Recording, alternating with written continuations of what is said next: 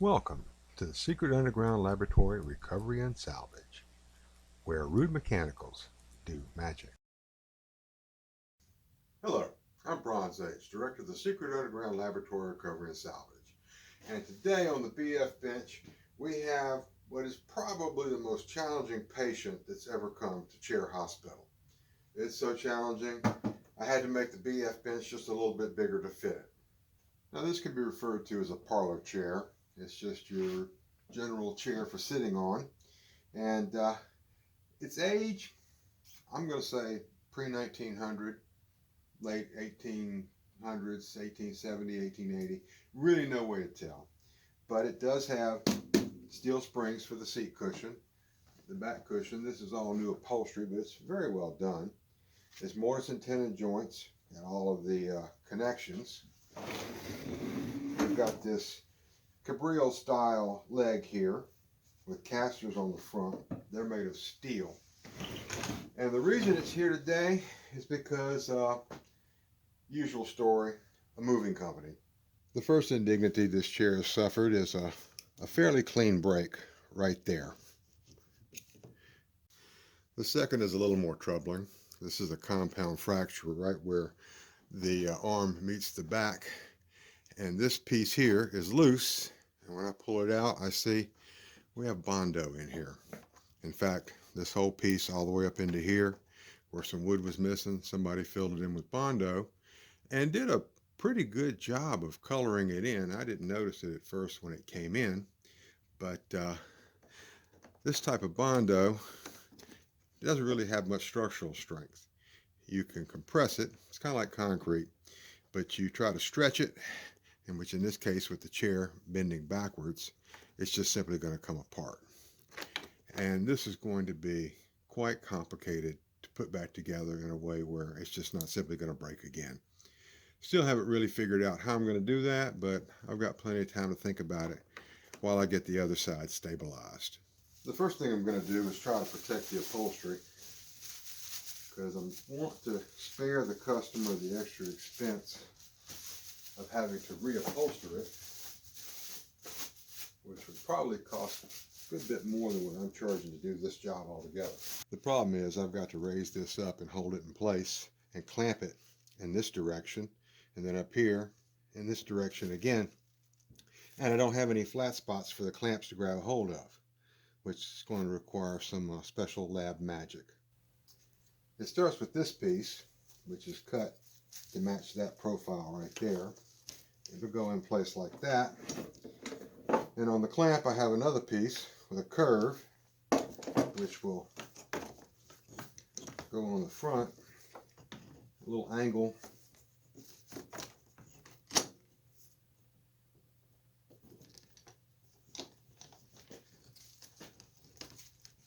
And with a little bit of finagling, it will draw it down nice and flat.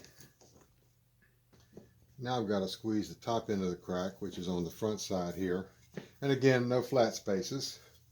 So I can provide one by clamping this in place, and another special fixture for the clamp, which will grab the round edge on the front and pull it down nice and tight. Now this is the dry fit, and the dry fit is the most important part of any repair job, especially one as complicated with this, with all these clamps at these odd angles and always having to be sure that you've got the cracks completely lined up. Because when you put the glue on, that's kind of a lubricant, and a joint that seems perfectly solid and tight like this will suddenly begin to slip. So you've got to watch it very carefully, and as a result of that, I'm not going to film that process. It's just way too stressful having to worry about camera angles and stuff like that while I've got glue dripping down the side of an antique chair. So my next procedure here is to take all this stuff off. I'm going to put a coat of wax around all of the edges of the crack so that if any glue does run out, it'll be easy to clean up. And then I'll do this all over again with glue in the joint. All right, next day. Let's see what we got.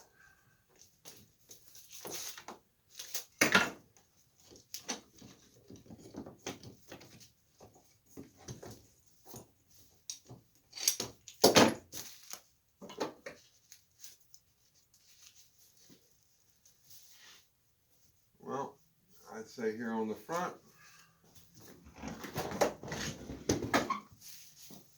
Looks pretty good. Now this side's not going to require as much tension on the clamps as it had before. So I can put this fixture in place.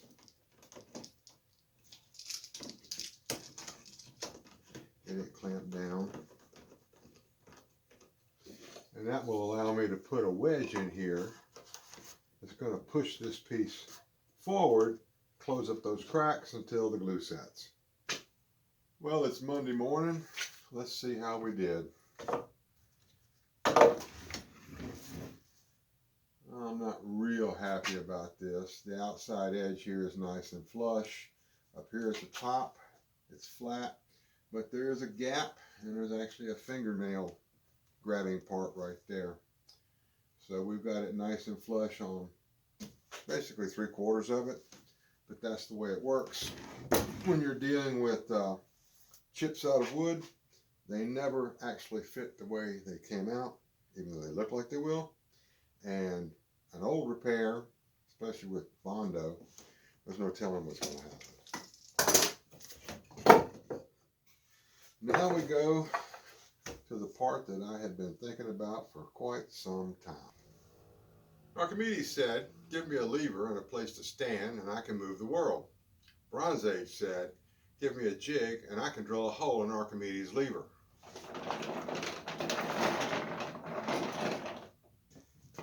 Now this is not the most complicated jig I've ever made for a furniture repair, but it's probably in the top 5. The problem is, in this area where the break was, there's several pieces, big chips, and there's no practical way to get glue in there and then make sure that I've got a good bond. So the plan is I'm going to cut a groove from the part down here to the part up here and install basically a splint. And to do that, I've got to use a router to cut all of this out.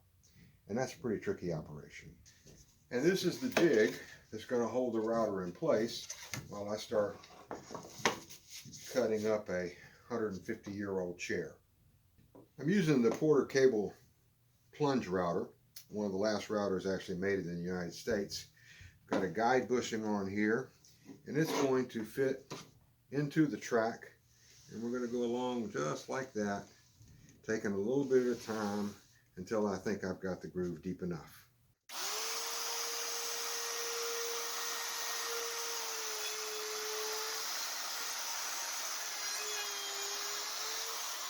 Now at this point I can stop and take a look.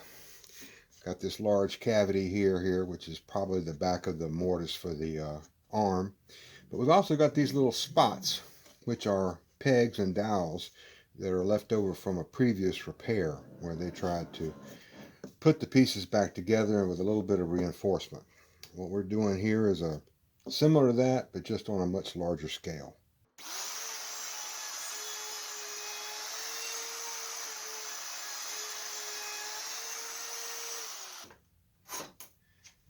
How deep to go with this is a matter of judgment, and I think I'm at the point commonly known in the furniture repair trade as quit while you're ahead. When I first saw this chair, I thought it was mahogany.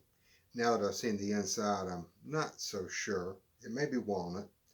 It's very common for American furniture makers in the 1800s all the way up into the 20th century to make furniture out of walnut and then stain it to look like mahogany. In any case, I've got a piece of nice clear walnut here. It's going to go in here. And all I have to do now is trim this down to the right profile and glue it in.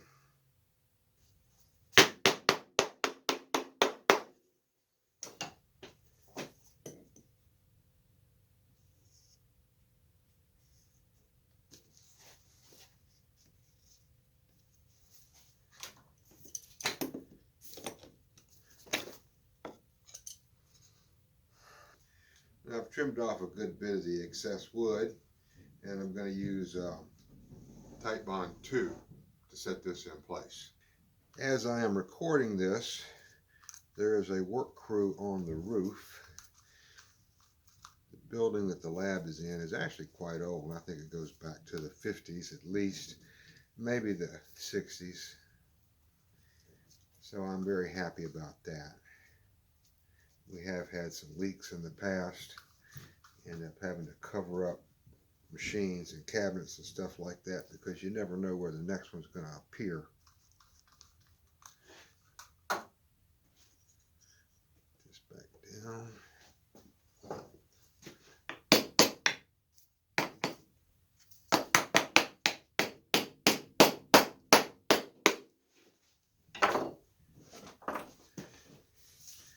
I'll let this set a little while and I'll start trimming it down.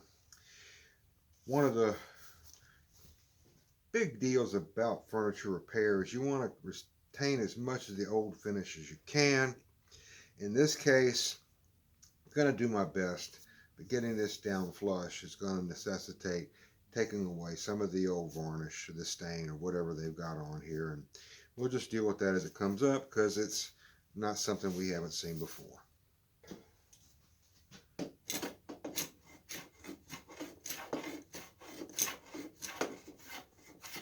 Now this is the part of the process where I wish I had trimmed it just a little closer.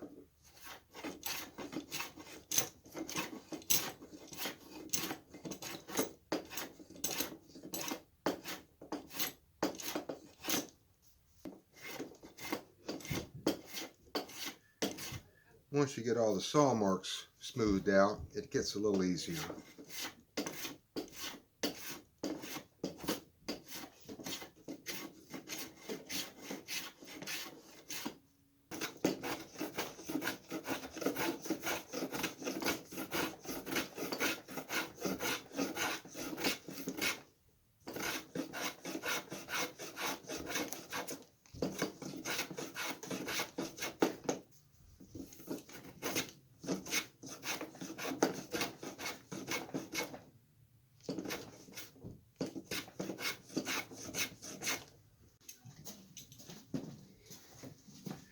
Now there does come a point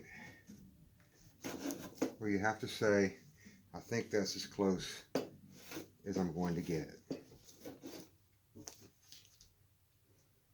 Now I've got the upholstery covered up like I'm about to do an appendectomy on it, and that's because I am going to apply the stain. Now I've had a lot of this mahoganized walnut furniture in the lab before, and I've always had good results by using two steps.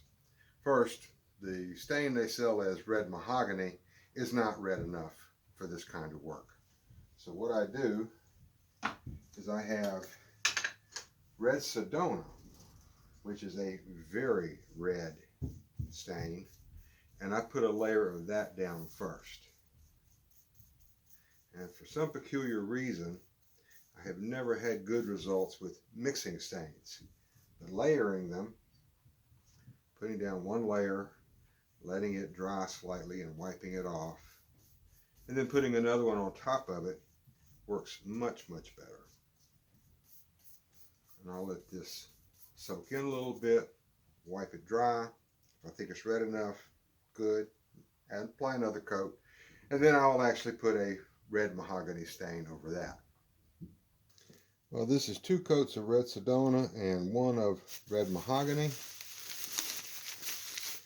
And at some point you just got to recognize good enough and stop working. Well, that's pretty much it for this chair. All that's left is to unstrap it from this jig, touch up a few scuff marks, and it'll be ready to go back to the customer. So this is Bronze Age for the Secret Underground Laboratory, and I thank you for sitting through this video. Really would appreciate any comments, questions. I respond to all. And I try to make a video about once a week. And again, I appreciate you watching. Thank you very much.